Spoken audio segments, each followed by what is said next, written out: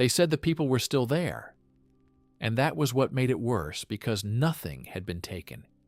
Nothing had been found broken or missing. The village remained as it had always been. The same houses, the same paths, the same routines, and yet something was wrong in a way no one could explain. And when Ronan Raven arrived, he saw it immediately. Not in what was present, but in what was absent. The sound of life muted the movement. Too measured the way the people looked at him, not with fear, not with suspicion, but with something empty, something that watched without reacting. And he stepped into the village without hesitation, his boots echoing faintly against the packed earth. As the nearest man turned his head to follow him, the motion smooth, controlled, but lacking the small imperfections that marked natural movement. And Ronan did not speak. He did not need to. He had seen enough to understand that whatever had taken hold here did not remove the body. It left it intact, used it as it was, and that made it far more dangerous than anything that killed outright. Because the threat did not announce itself. It did not reveal its presence until it chose to act. And the villagers had said that people changed, not all at once, not suddenly but gradually. Small things. At first, a delay in response, a repetition of movement, a moment where the eyes did not focus correctly, and then it would be complete. The person still there, in form, in voice, in action, but something inside them no longer present. And Ronan moved deeper into the settlement, his gaze shifting from one figure to another, tracking the details, the slight misalignment in posture, the way two people moved in perfect sync without looking at each other, the absence of hesitation in any action, as if everything had already been decided before it happened. And that was when he saw the first clear sign. A woman standing near a doorway, her hand raised to knock, but not moving. The position held too long, too still. And when he stepped closer, her head turned. Toward him, the motion precise, the eyes locking onto his without delay, without adjustment. And for a moment she did not move at all. The hand still raised, the posture unchanged, as if the rest of her body had not yet received the signal to act. And then it dropped the motion, resuming, as if nothing had happened. The knock following a fraction of a second later, and the door opening from within to reveal another figure who mirrored the same stillness, the same delay before movement. And Ronan exhaled slowly, because now he understood this was not a sickness, not something that spread through contact or air. This was something that entered something that replaced what was inside, while leaving the outside unchanged, a hollowing, rather than a transformation. And the realization settled deeper. This was not one creature. This was many, or perhaps one that existed within many, moving between them, unseen, controlling them from within, while they continued to act as if nothing had changed. And the question was not who had been taken, but how many remained untouched. A faint sound reached him. Then not from the people, not from the village, but from somewhere above. A soft scraping motion, followed by a hollow echo, as if something moved within the structures, rather than between them. And Ronan's head tilted slightly as he tracked the direction, because that sound did not belong to anything on the ground. It came from above, from the spaces between the roofs, from the empty areas where nothing should have been. And he stepped back slowly, his gaze lifting toward the upper edges of the buildings, where the shadows gathered thicker than they should have been. And for a moment nothing moved, the silence holding steady, the figures around him continuing their actions without pause, without awareness. And then something shifted. A faint distortion in the shadow. A shape that did not match the angle of the light sliding from one rooftop to another without sound, without form. And Ronan Vorn tightened his grip on the blade. Because now he understood the truth. The bodies below were not the hunters. They were the shells. The real presence moved above them, between them unseen, until it chose to descend. And when it did, it would not need to break the body to take it. It would simply enter, leaving nothing behind but an empty form that still walked, still spoke, and still waited for the next to come close enough to be taken. In the same way, Ronan did not look away from the rooftops after that, because whatever had moved there had not been an illusion. It had been real, controlled, deliberate, and the people below had not reacted to it at all, which meant they either could not see it or no longer understood what they were seeing, and that made them part of the threat rather than witnesses to it. So he stepped back slowly into the open space between the houses, his blade still low, his posture neutral, because anything that relied on remaining unseen would act the moment it believed it had gone unnoticed, and the silence around him held steady. The villagers continuing their movements without interruption, their actions repeating in subtle patterns that became clearer. The longer he watched one man carrying a bucket from the well to the same doorway again and again, the motion identical each time, the pause before he knocked exactly the same. The woman from before, now standing still once more, her hand lowered, but her eyes fixed on nothing, as if waiting for a command that had not yet come. And then the sound came again, above him, the same soft scraping, followed by a hollow shift, and Ronan moved instantly, stepping to the side before anything could align with his previous position, and the shadow detached itself from the roof, not falling, not dropping, but sliding downward along the wall in a way that did not match gravity or movement as it reached the edge of the building. And then it stopped, just short of the ground. Its form still indistinct, not fully visible, not fully absent, and for a moment it held there as if observing, as if measuring the distance between them, and then it moved the descent, finishing in a single fluid motion as it touched the ground without sound, and the shape became clearer.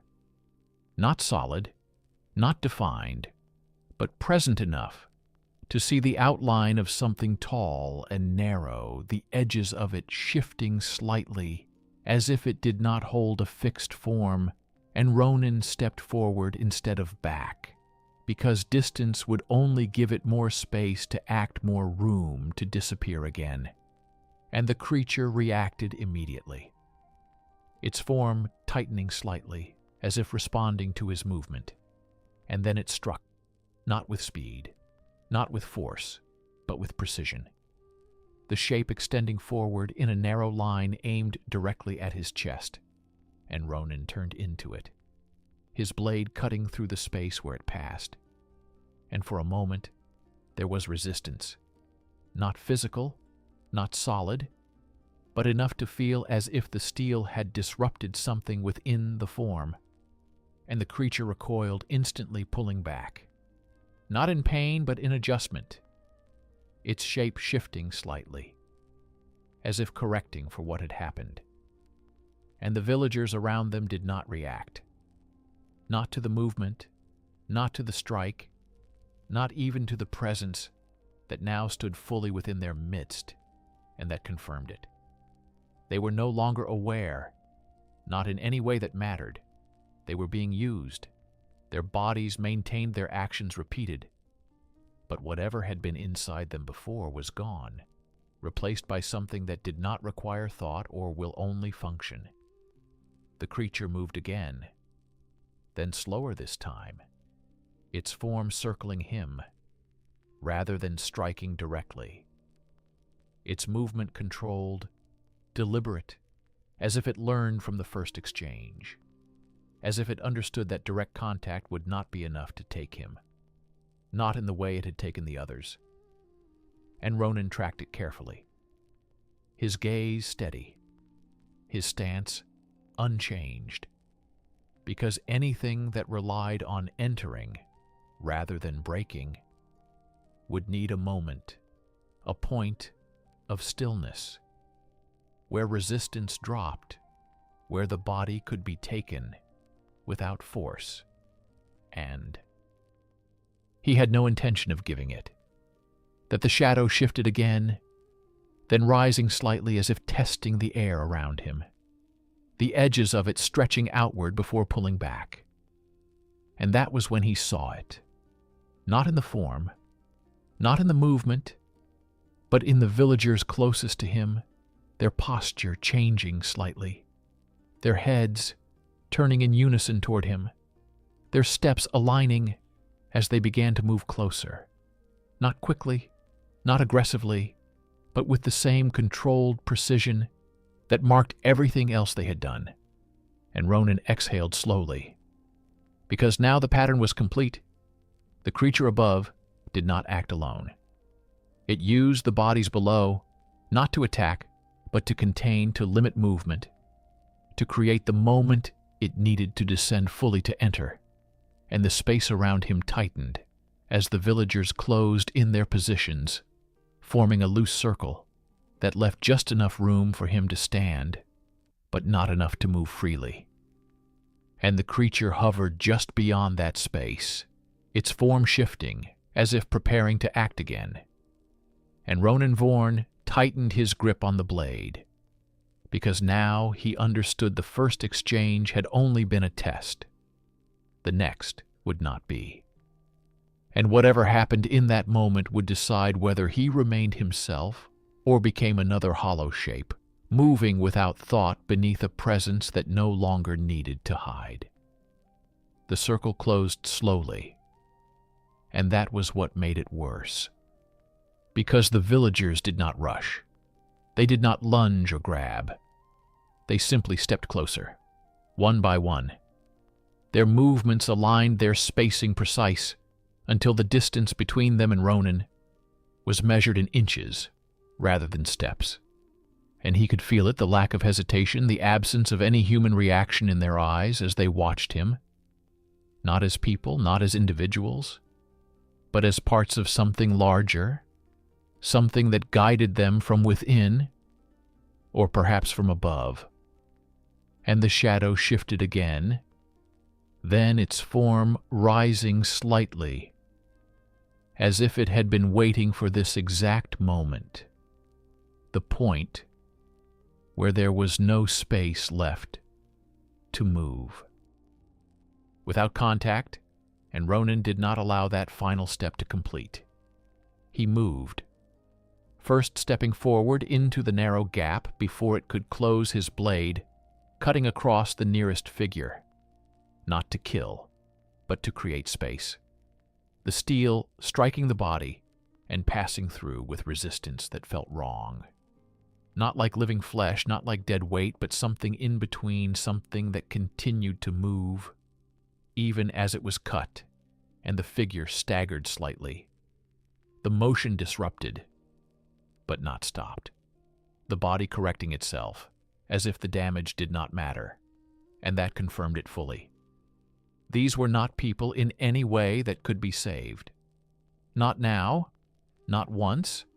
The presence had taken hold, and the shadow reacted immediately, its form tightening, its movement sharpening, as if the break in the pattern had forced it to act sooner than intended.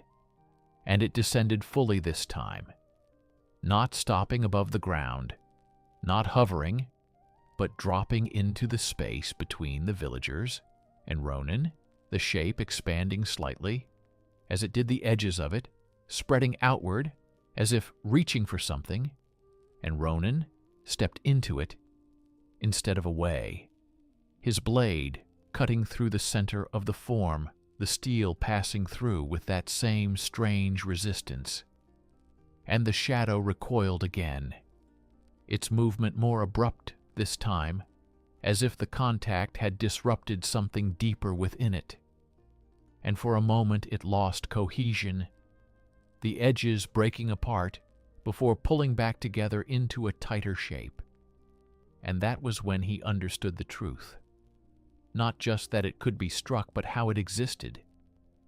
This was not a creature that occupied space in the same way others did. It moved through it, it extended into it, and when it entered a body, it did not replace. What was there? It hollowed it out, consumed what had been inside, and used the shell that remained as a vessel, as a point of control. And the villagers around him reacted instantly to that realization.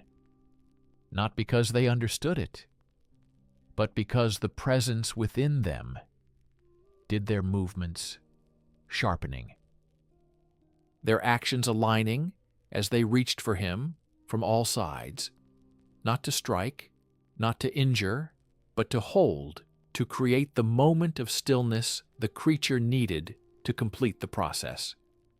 And Ronan moved through them without hesitation, his blade cutting down the nearest arm that reached for him, the limb falling away, but the body continuing forward as if the loss meant nothing. And he stepped past it, turning sharply to avoid the next two, their hands brushing against his coat, but failing to find purchase. And the shadow surged forward again, its movement faster now, less controlled, as if the disruption had forced it into a more direct approach. And this time, it did not test. It committed the form collapsing inward as it drove toward him, aiming not for his body but for his face, for the point where it could enter most easily, where resistance would be weakest. And Ronan reacted instantly, stepping into it, rather than away, his blade rising in a tight, controlled motion that cut through the center of the form. At the exact moment, it condensed the steel, passing through with that same resistance, but deeper. This time, more solid, as if he had struck the core of it, rather than the outer extension.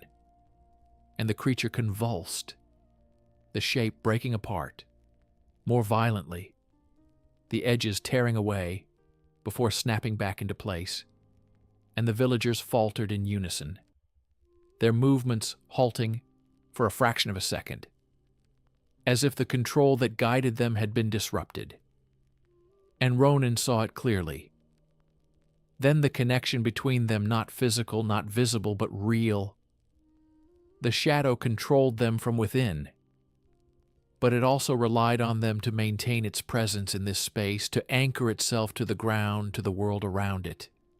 And when that connection was broken even briefly, everything faltered. And that was the weakness, not the bodies, not the shadow itself, but the link between them. The point where it entered, where it anchored itself within each host.